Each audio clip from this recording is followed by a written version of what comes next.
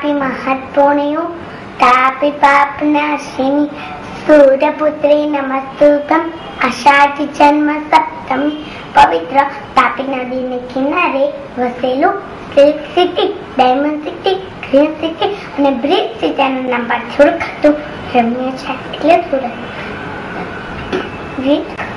નર્મદની જન્મભૂમિ અને મારી જન્મભૂમિ પણ સુરત છે. અસંખ્ય કવિ અને લેખકો પણ સુરતની પ્રેમ છે, જેવા કે ગરીબ દહીંવાલા, મરીઝ, અગત્ય કુમાર શર્મા અને ગુણવંત શાહ. અને સુરત સંસ્કાર નગરીના પરથી જાણીતું છે. સુરતના ઘારી, લોચો, ભૂસો, સસ્તા ખાજા અને પંખ જગ મશહૂર છે.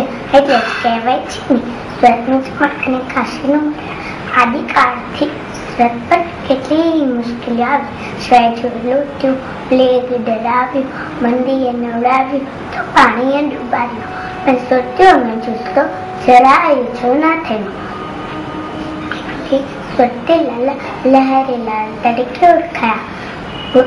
સુરત ભારતનું ટેક્સટાઇલ અને ડાયમંડ કેપિટલ સુરત છે, અને સુરત ગુજરાતનું આર્થિક પાટનગર પણ સુરત છે. સુરત રંગેલું છે, મજેલું છે અને સુરતીઓનો ગર્વ માને છે. જય હિન્દ.